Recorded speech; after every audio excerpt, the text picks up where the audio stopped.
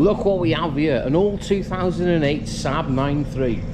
Haven't had one of these in for a long time, and we're going to be fitting a clutcheroonie to it. First things first, battery and battery tray out of the way. Then we need to jump down the back here, remove the wiring loom to the electronic power steering pump, and also the steering knuckle, which is down here. It's outside the car on these. Beautiful. Now that we've got the battery and battery tray out of the way, we've just disconnected the gear cables from up there. We've disconnected the steering column off the power steering pump down there.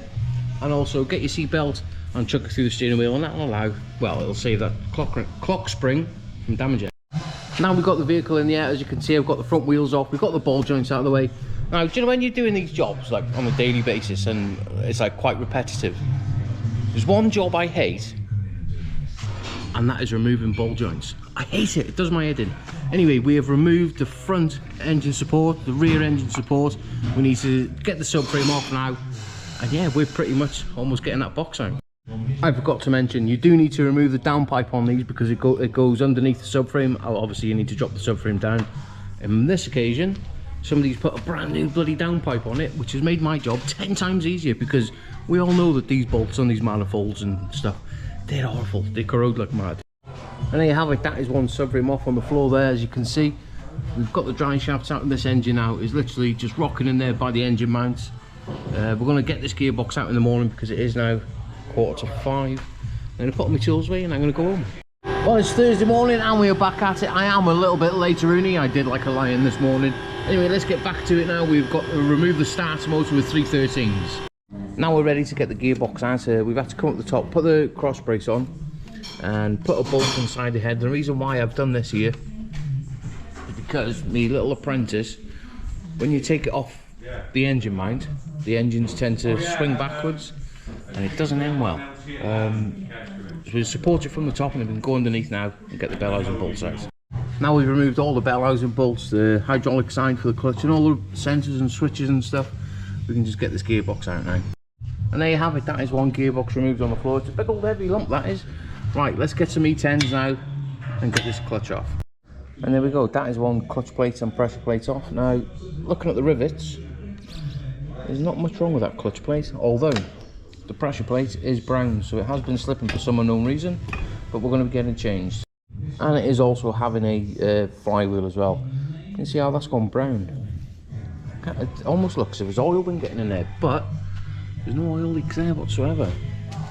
Anyway, let's get the new clutch plate and flywheel fitted. And there we have it, that is one dual mass flywheel fitted. We've torqued the bolts up to 160 Newton meters, and now I've held that flywheel Allen key through the bell housing and just locked into the ring gear like so, and you can torque that flywheel up. And that is one clutch plate and pressure plate fitted back to the vehicle. Now these self-adjusting clutches, the preload on them, if you do buy them and you're fitting them, if that spring is all the way out, return it back to them, or you can reset them with a special tool. You get asked quite a lot, can you fit these clutches with or without the tool? You can fit them without the tool, but you've got to be careful. You've got to go opposite and literally pull it up ever so gently, but they can be fitted without the tool. Now let's move around to the concentric slave. Whatever you do, do not press them in and out. As tempting as it is, do not do it. It's held on with 3 T30s into the gearbox. Now you need to make sure that this area here is absolutely spotless. And a lot of you may know, if you've fitted the Vauxhall gearboxes before now, this little O-ring that comes with it, make sure you put it on, otherwise your clutch is going to be contaminated with oil by the time it's done 10 miles. Right, let's get it put back on. Right, now we've got everything fitted back to the vehicle and the gearbox. Let's get this gearbox back on that engine. Well, I got kind of carried away and literally just slapped it all back together. Anyway, I've just got to put all the under trays back on now. We can drop it down, put the wheels on, and then drop it on the floor, and we can finish off anything underneath the bonnet. Now that we've got the vehicle back on the floor, we're coupled up to a brake pressure bleeder, master cylinder, and then we can come around to the bleed nipple now, slacken it off with your 11mm, and it should be able to twist with your fingers, and then once you've done that, it'll open and all the air will come out of the system. Beautiful. And there we have it, that is everything now back together, and I have had a little bit of spillage, spilled a little bit of brake fluid, not to worry. Let's get in the car now and give it a big starter-rooney. As always, first thing you want to do, push your clutch pedal in and out to make sure you've got no restrictions there. Then we can get on the key, give it a big start, and see if it works. We've got drive anyway. And reverse, race mode, backward. And there you have it, that is one clutch and flywheel replacement on an old Saab 9.